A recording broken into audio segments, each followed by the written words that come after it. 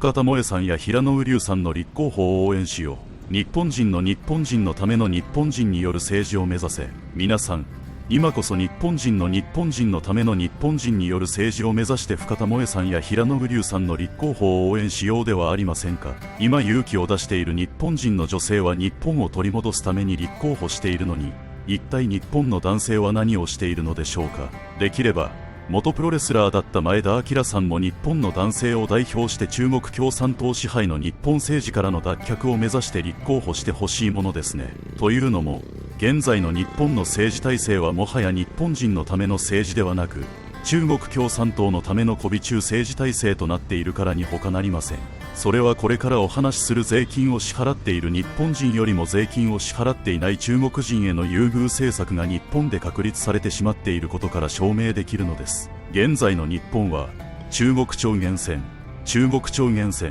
によって支配された日本の政治体制を支配されてしまっています。一刻も早くスパイ防止法を成立させて、日本の政治を我々将来の日本人の子供たちのためにも取り戻さなければなりません。現実的に日本の公安庁の大物に中国共産党のスパイがいることが発覚しています。中国共産党から日本の政治を取り戻すためには、日本でもトランプ大統領のような強力なリーダーシップを持った大統領が必要とされています。皆様はいかがお考えなのでしょうか。この状況では日本の政治にも国民が直接選べる大統領制度の導入が不可欠なのです。今は我々日本人一人一人が納得して日本の総理大臣を選ぶことができていません。誰も媚び中政権を支える石破総理を選んだわけではないのです。中国共産党は国家情報法や国家安全法により全ての自国民や企業に対して中国共産党の命令に従い情報提供や協力を行う義務を課しています。そのため、今アメリカでは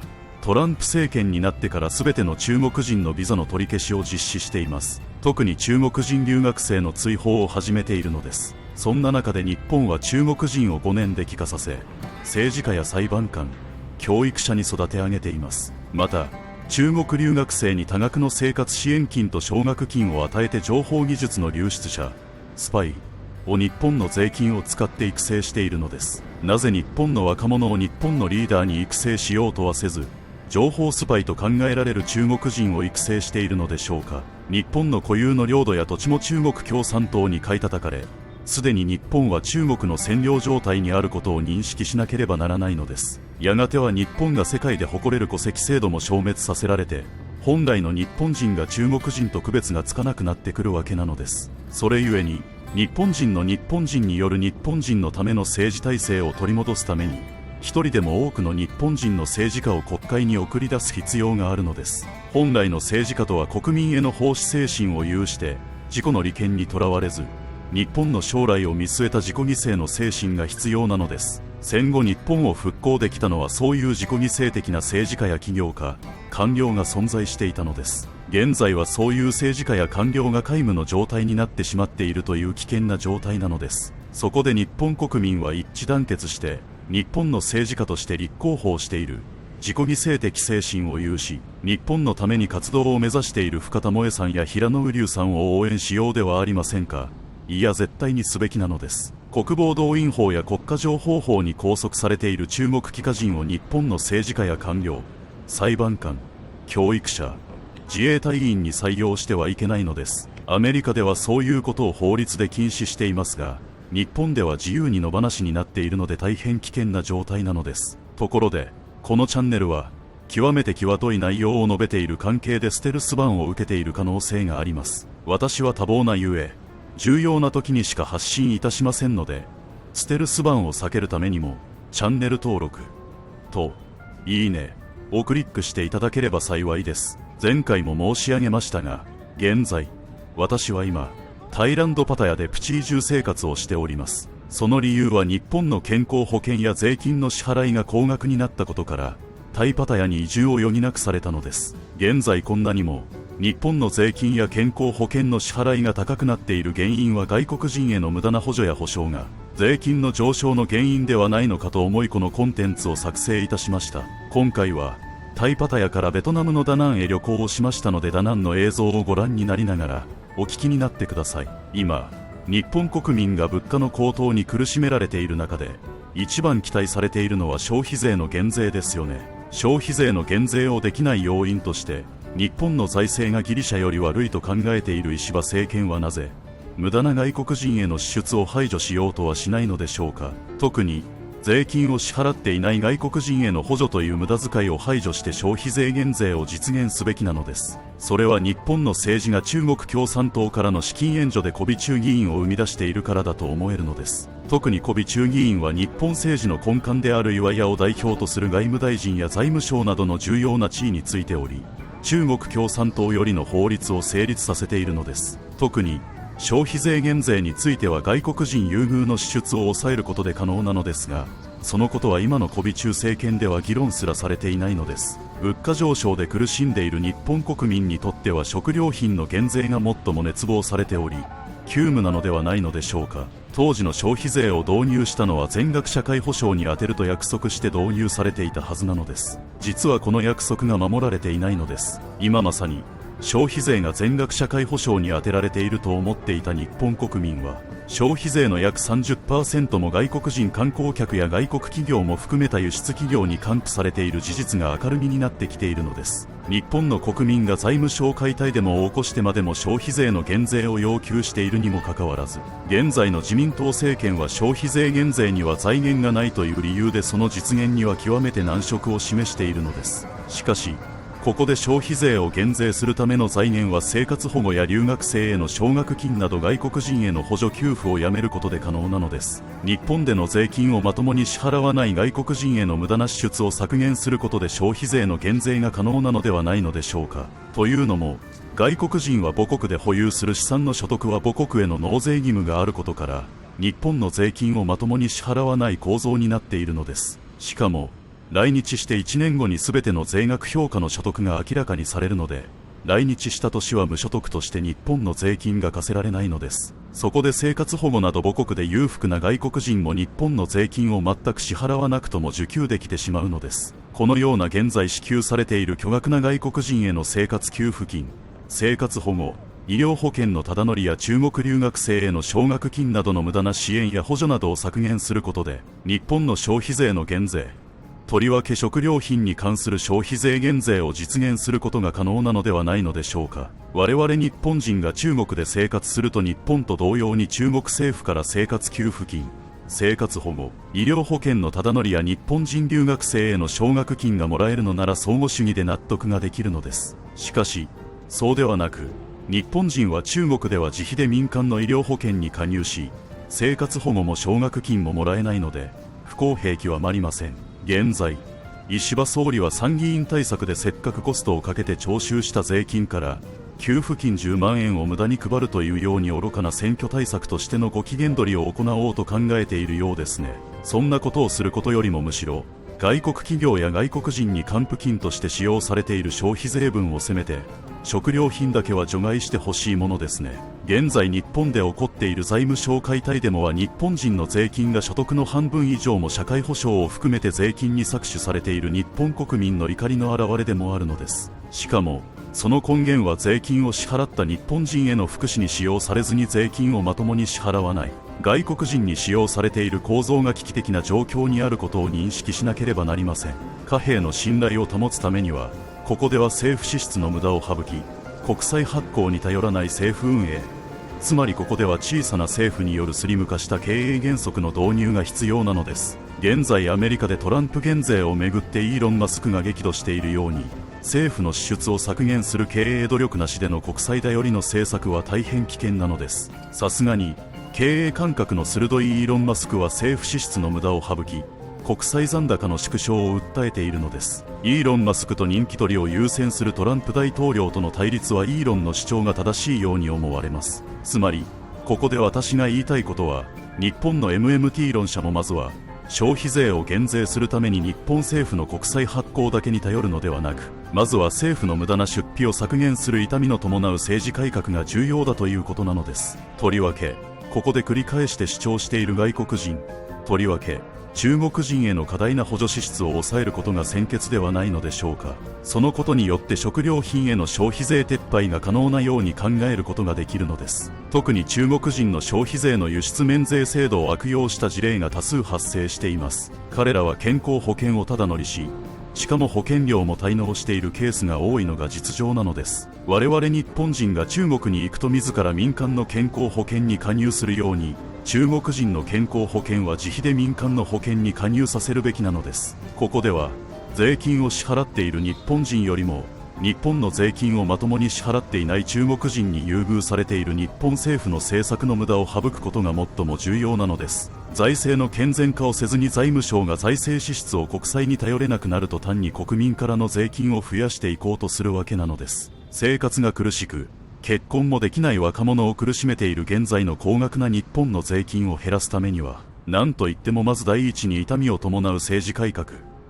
例えば未だに戸籍をカモフラージュさせる夫婦別姓などの税金の無駄な議論をしている参議院をなくしてスリム化するなどの自らの政治改革や中国人への無駄な支援を削除することが必要なのです。積極財政という前に無駄な財政支出をなくすことが最も重要なのです。特に税金を母国に納めている中国人への給付をやめて日本に税金を納めている日本国民への減税を促進する必要があるのです。それをせずにして苦しい生活をさせられている日本国民の税金だけを値上げし続けてきた日本政府に反感を持った日本国民が財務省に押しかけて減税を訴えているのが現在の財務省解体デモというわけなのですね。これはアメリカも同様に警戒し始めている中国共産党による日本への帰化人工作員政治家を利用した日本移住侵略作戦の中国超目線、中国超限戦そのものとして即座に警戒する必要があるのです。中国共産党から政治資金の支援やハニートラップを受けたと疑われている岩屋外相は日本の税金で補助をしてまで日本の学校の修学旅行を中国に行かせています。それは大変危険なのでやめていただきたいものですね。中国共産党の戦争をせずに戦いに勝つ戦法としての中国超限戦、中国超限戦の一環としてまずは中国人を日本で帰化しやすくするためにすでに帰化した日本の政治家を使って帰化の基準を5年という短期間で容易に獲得できるようにすることで日本の政治や教育界を支配することを目指しています。帰化が日本にわずか5年を住めば無条件で自動的に日本人になれるという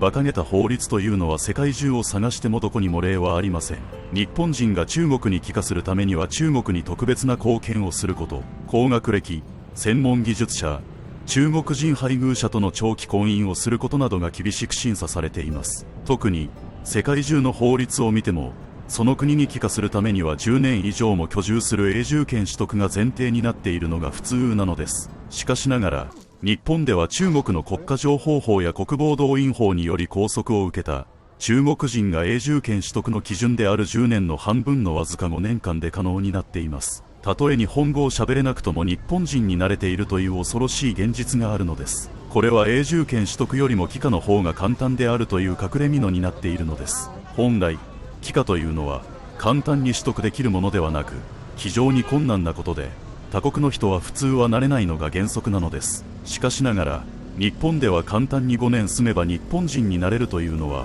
なんともびっくり仰天ですね。しかも犯罪を犯しても帰化を取り消せないというのはおかしいですよね。滞在許可や帰化も取り消せる法律をアメリカのように制定する必要があると思います。スパイ防止法の制定も必要になっているように思いますが、皆さんはいかがお考えでしょうか。日本人が他国で帰化するためには数千万円単位の金額をその国に差し上げるか、その国の言語を流暢にしゃべりその国の発展に貢献できる資格を厳しく問われているのが普通なのです。しかし日本では中国共産党からの支援を受けたと思える日本の政治家によってわずか帰化5年で容易に日本人になれているという恐ろしい制度がすでに作られてしまっているのです。すでに国防動員法や国家情報法によって中国共産党から拘束されている中国人は帰化した後で日本の政治家や教育者、さらには裁判官などの日本のリーダーとなってしまっています。国会議員の金の流れを追及した東大生の政治資金収支報告書データベースでは13兆円以上が中国に流出していると明らかにされています。今や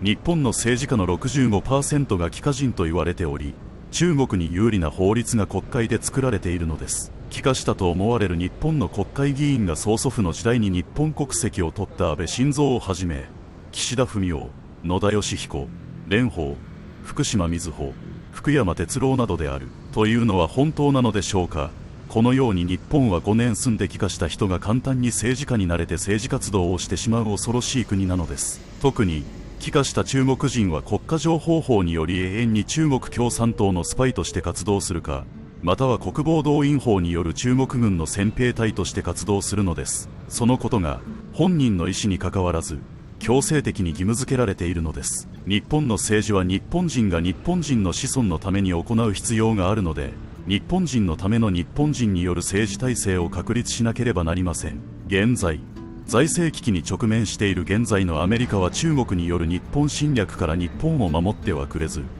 独自で防衛機能を備える必要があるように思われます。核爆弾を保有せざるとも、余った処理のできない原発の核廃棄物を集めてミサイルに保存して発射できるようなミサイルは準備しても良いように思いますが、皆様はいかがお考えでしょうか。現在日本の再生エネルギー賦課金が中国共産党の企業である上海電力に流れています。日本の労働者を育成するのではなく、外国人労働者を雇用すると雇用した企業に1人72万円の補助金が我々の貴重な税金を使って支払わされています。さらに去年、日本人の学生には生活給付金は支給されていないのにもかかわらず、我々日本人がなけなしのお金で支払った税金で2904名もの中国人留学生一人一人に最大年間260万円もの生活給付金が支給されているのです。しかも日本の大学院の博士課程に学んでいる約3000人の中国の留学生に1000万円が支給された事実が明らかにされています。日本人の学生には卒業時に300万円の返済義務のある奨学金も中国学生には返済義務のない奨学金が付与されているのです。このように日本人が入学困難な東大大学院などの高等教育機関にも国家情報法に拘束されている中国人の学生が日本の税金の補助を受けた簡単な留学制度を利用して多数入学を許しています。これは中国スパイの育成に日本の税金が使われていることを意味するのではないのでしょうか。このような無駄な資金は日本の若者に子供が産めるようなゆとりある援助に使用されるべきなのです。また日本の消費税は年金などの支出に充てると限定されているはずが、現実には中国人観光客や中国系輸出企業に還付金として還付させられ、日本の富を中国共産党に吸収されているようなのです。さらに日本での相続税の支払いのために売却を余儀なくされた我々日本人が先祖から受け継いできた貴重な日本人の土地が、相続税の存在しない中国共産党員に購入させて日本の土地の大部分を中国共産党の私有財産とすることで、日本の領土を占領してきています。その隠れ蓑として、すでに中国共産党は GATS、GATS に加盟する際の土地規制の例外規定を設けています。それにより自国の土地は外国人に購入させずに他国の土地を購入できるという戦争戦略上、他国に不平等な例外規定を設けるのに軍事戦略上からまんまと成功しているのです。そのような中国共産党には同様な措置を取るべきなので、日本が加入している GATS、GATS の例外規定を見直すべきなのです。あるいは中国をGATS、GATS に加盟させるべきではなく、そうでないなら日本はGATS、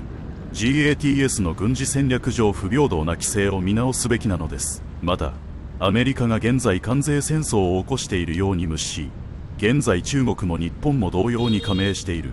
外国人の土地規制が認められている RCEP、RCEP の条約によって、自国の土地を売らない国とは相互主義の原則や防衛という目的で外国人の購入に対しては土地規制を設けるべきなのです。諸外国では土地規制だけにとどまらず、マンションの購入にまで約2割程度までの購入許可と制限しているのが普通なのです。そこでは RCEP、RCEP の条約によって、すでに世界中で数多くの国々が外国人土地規制を導入しているわけなのです。自国の土地については外国人が買えず、購入可能なのはマンションのみの購入が許可されている国が普通なので、すでに買われてしまった日本の土地だけはマンションを除いて国防上の理由で10年間の猶予を設けて日本人に売却する義務を有する法律を設けると良いのです。売却しなければ10年後は日本政府が没収するものとするわけなのですね。それと並行して現在、中国共産党は国連に賄賂や献金を配って後押しされたと考えられる夫婦別姓で日本の戸籍制度を崩壊させようと試みているようなのです。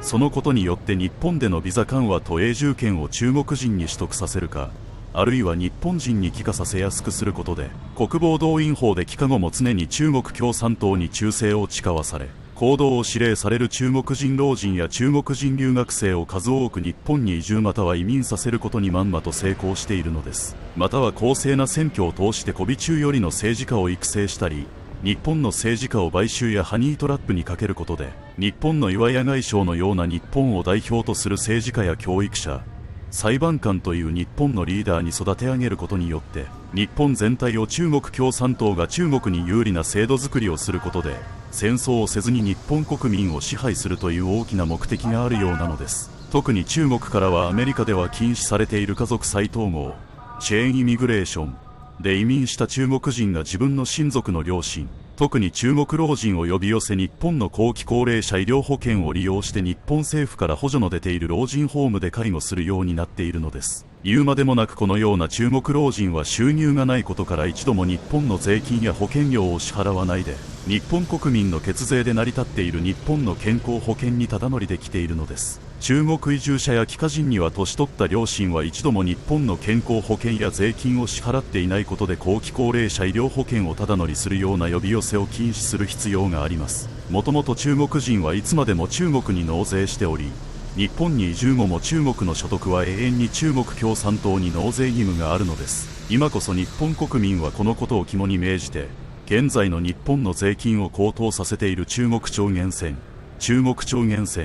という現在密かに進行している現実に注視しなければなりません。我々日本人の子供たちのための未来を中国共産党から守ってあげるために強く声を上げなければならないのです。そこで即座に岩屋が今回与えた65歳以上の中国老人への後期高齢者医療費ただ乗りビザ緩和は即座に撤回させるべきなのです。驚くべきことに、現在でもわずか500万円の少額投資のみで経営投資ビザ、あるいは500万円さえもいらないもっと条件の緩い抜け穴的投資家ビザなる永住権に近い不可思議な特権が中国人に与えられています。しかも5年後は日本に帰化できてしまう恐ろしい制度なのです。本来の投資家ビザなどというものは通常、億単位の投資家に与えられるべきものであるのです。しかしながら、その投資ビザなるビザ緩和と社会保険制度の抜け穴になっているのである。さらに今回また新たな中国への10年ビザ供与と65歳以上の中国老人への日本の後期高齢者健康保険ただ乗り医療ビザの新設なのである。これほど我々日本人から徴収された血税を中国人に使われるようにする岩屋のような日本の政治家は、外国人によるパーティー券購入を認めると主張しています。それは岩屋が中国共産党からパーティー券購入などの政治献金やハニートラップなどによって取り込まれている証拠なのではないのでしょうか。このような日本での納税もまともにしないで中国本土に納税している中国人優遇をなくし、現在でも健康保険料金を含めて自らの所得の半分以上を日本に納税させられている日本人を優先することが重要なのです。最近の財務省解体でもあまりにも日本国民が泣く泣く支払った税金が外国人優遇に使われ、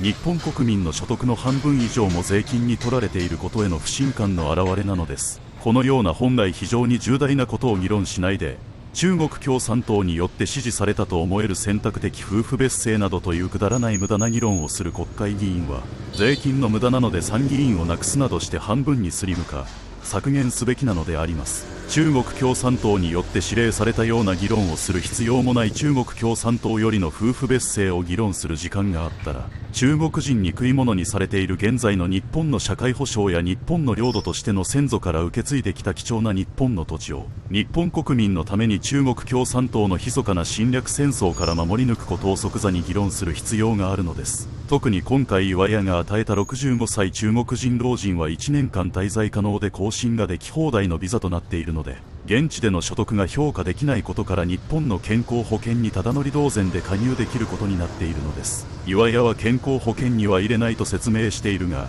実際には在留カードを付与した健康保険に65歳以上の中国老人が加入できることが判明しました。外国人には相互対等の関係から自費で民間の健康保険に加入を義務付ける必要があるのです。なぜ世界各国が中国人ビザ緩和を警戒し制限してきている中で、日本の岩屋外務大臣だけは今回、中国人だけが10年ビザ取得と65歳以上の無制限ビザ供与なのでしょうか。特に65歳以上の中国人後期高齢者は医療を受ける確率が異常に上がり、大量に押しかけてきて日本の誇る国民皆保険制度が崩壊するのです。岩屋は日本国民の怒りにびっくりして10年ビザや65歳以上の中国人老人は日本の健康保険には入れないとごまかして弁解しているが、制度上どこにも健康保険に加入できないとは規定されてはおらず、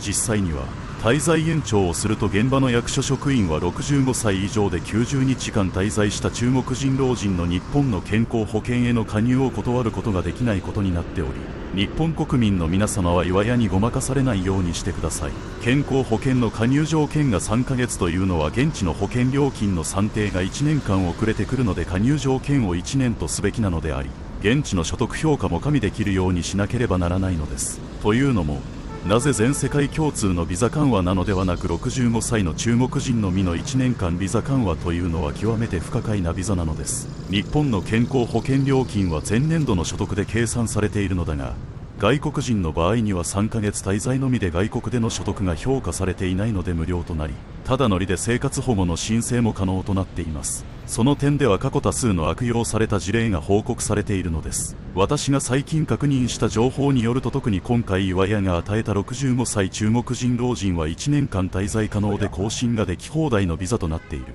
これは岩屋が与えた中国共産党員向けの健康保険ただ乗りビザではないのでしょうか。今こそ我々日本国民はこれを絶対に阻止すべく声を大にして立ち上がる時である。現在でも日本に中国人だけの老人ホームが増えてきている中で、さらに岩屋は65歳以上の中国老人のビザ緩和を行い、日本の医療制度を悪用させて日本全国を中国のおバステさんにするつもりなのでしょうか。そのせいで現在の高額療養費が増えて値上げされるらしいのです。現行の日本の健康保険料金を値上げする前に、この種の中国人への無用な支出を即刻廃止や是正をすべきなのです。これは日本人差別と言っても過言ではありません。中国共産党から我々日本人の子供たちから社会保障を守ってあげねばなりません。すでに現在、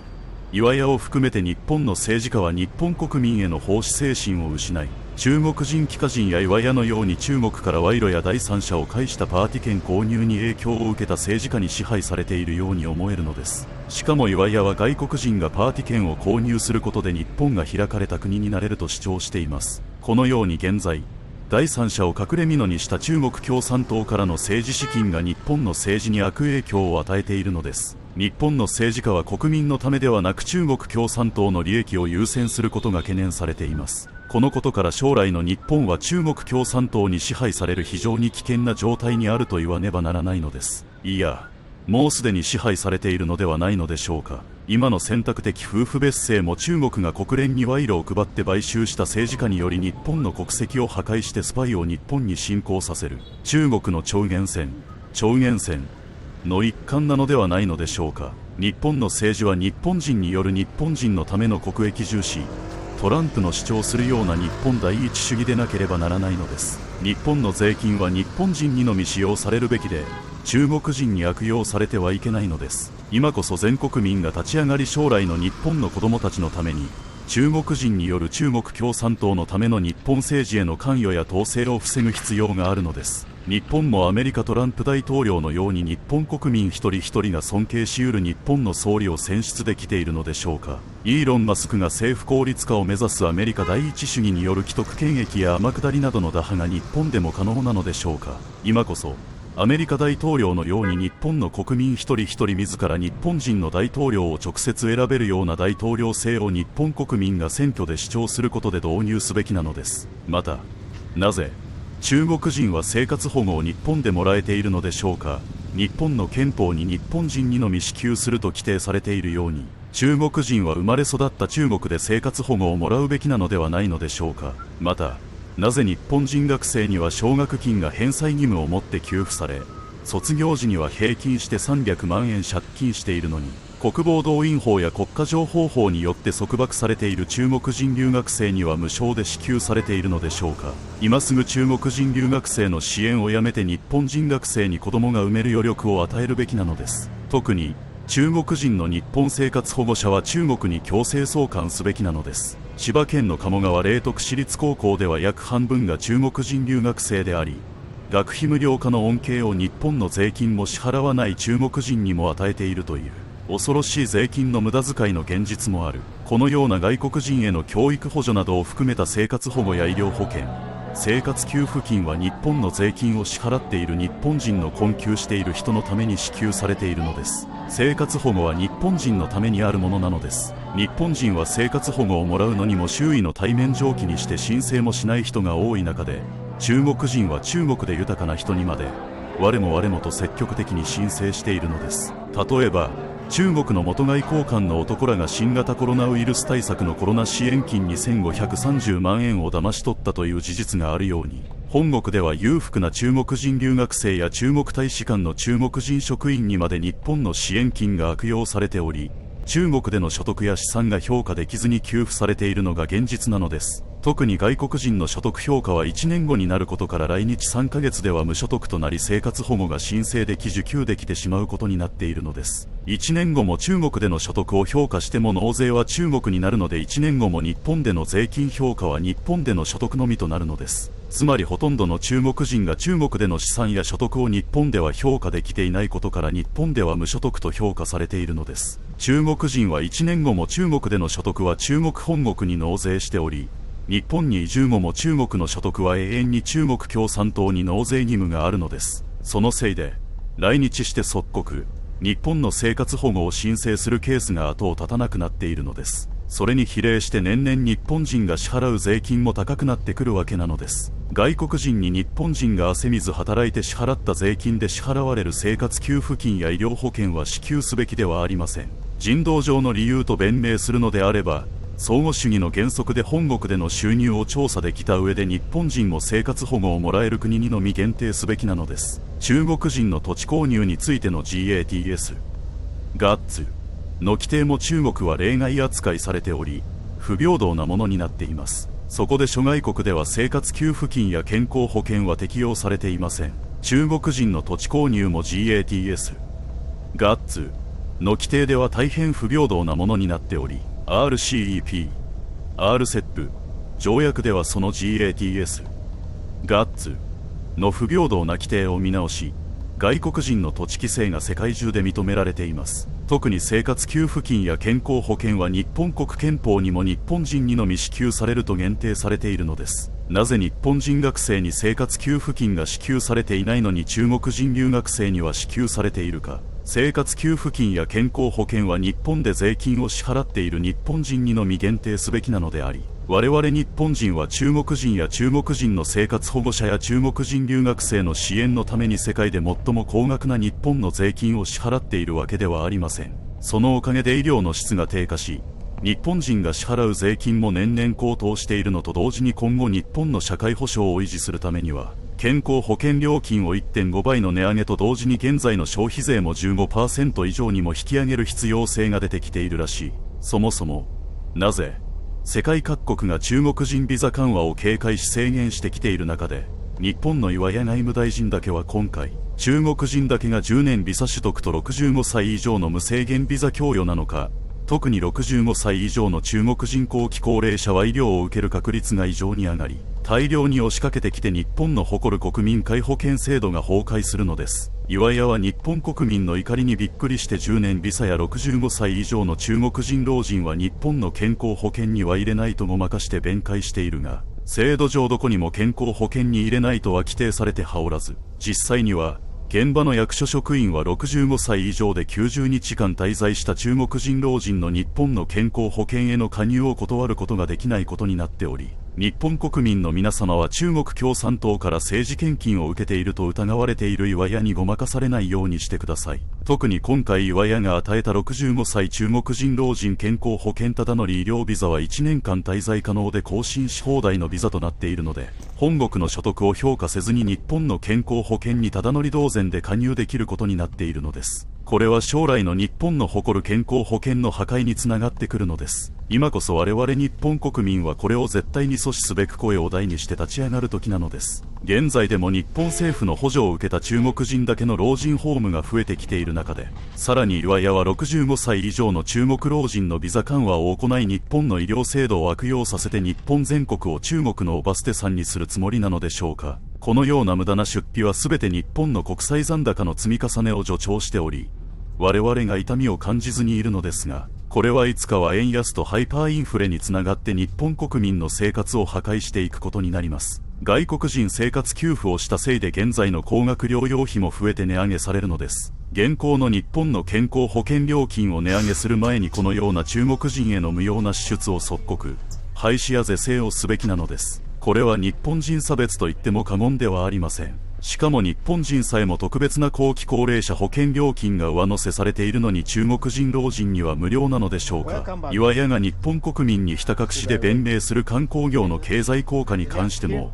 実際には中国業者が日本の観光会社を所有し中国人観光の接待を占有しているので、言われているほどプラスにはならず、国際ツーリズムによる経済効果どころか、逆に健康保険の多大な経済的損失に結果しているのを日本国民にはひた隠しにしている。今後は健康保険を中国人観光客がなり代わり代用などの悪用を避けるために、健康保険証の本人確認写真の表示を義務付けるか、パスポートで本人確認を求めるか、あるいは世界中で普及している国民皆保険制度は日本人にのみ限定する制度としての見直しをすることが重要なのです。いくら積極財政派の主張するように国債発行を増やしてもその使い道が中国人への補助仕様で増加してくると、現在のようにすでに国債残高が GDP 比で世界一の積み重ねとなっているのにもかかわらず、日本国民は貧しくなっていく一方なのです。中国人への補助を拡大しつつアベノミクスでの積極財政を続けてきた結果は円の価値を失い日本人全員が貧しくなってきているのが現実です。積極財政という前にまともに日本の税金を支払わないこの種の中国人補助への無用な財政支出や参議院をなくして国会議員の数を半分にスリム化しなければなりません。選択的夫婦別姓は現況のままで何が問題なのでしょうか。それは中国人の日本人化を覆い隠す手段となっているのです。支払った自分の税金が外国人の生活保護や医療保護に使用されており、自分に返ってこないことを察知した賢い日本の若者や富裕層たちはもはや日本に税金を支払う意思を失い、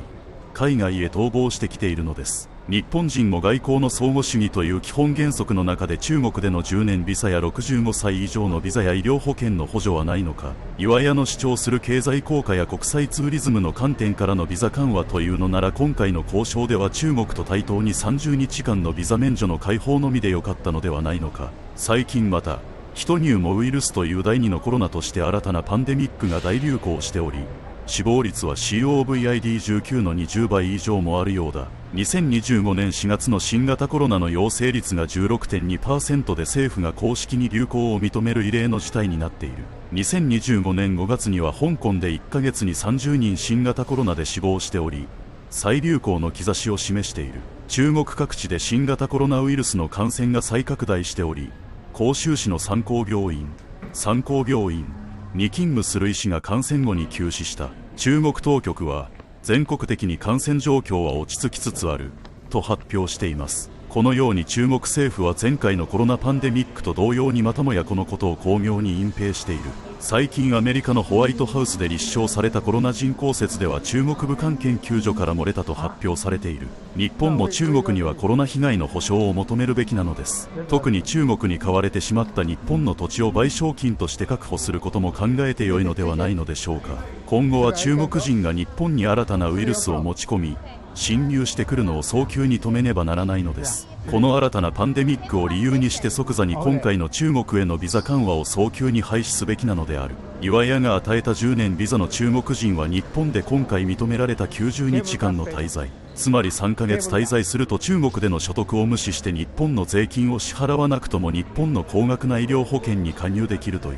日本人にとって不利で中国に有利な不平等でおかしな制度になっているのです。さらに特定技能者を含めて留学生などの長期滞在者については健康に重大な問題があっても事前の診断もせずにわずか1ヶ月の滞在のみで日本の健康保険に加入できている恐ろしい制度になっているのです。驚くことに出産手当も日本の税金を逃れた中国人にも支給されているのです。少子化対策のためというのなら日本人のみに出産や育児手当などの福祉は限定すべきなのです。日本の税金を支払わない外国人には自費で民間の健康保険に加入させるべきなのです。日本の憲法でも日本人が健康保険を含めた社会保障を受けられると規定されています。人道上の理由というなら相互主義で日本人も同様に他国で社会保障が受けられる国に限定すべきなのです。在日中国人が日本の健康保険を使って入手した高額な薬が中国で販売されているのです。さらに在日外国人給付金も在日中国人に支払われているのです。これは我々日本人が中国へ行くと自費で健康保険や社会保障に加入するのと同じことで、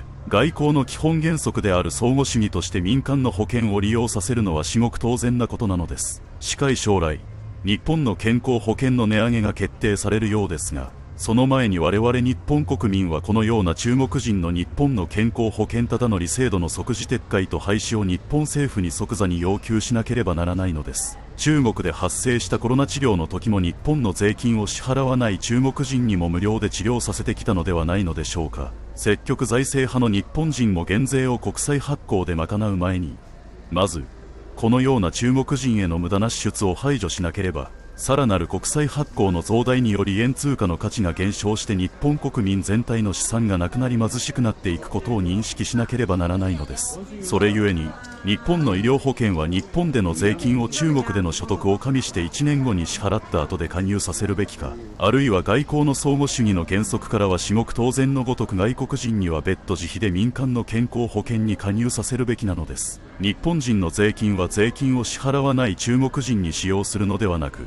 なぜ日本人にのみの使用に限定しないのでしょうか。最近の財務省解体デモでも理解できるように度重なるステルス増税で苦しむ日本の若者は結婚できないで子供も育てられない状況であるのです。それにもかかわらず、なぜ中国人にはこのような我々の税金の使われ方がなされているのでしょうか。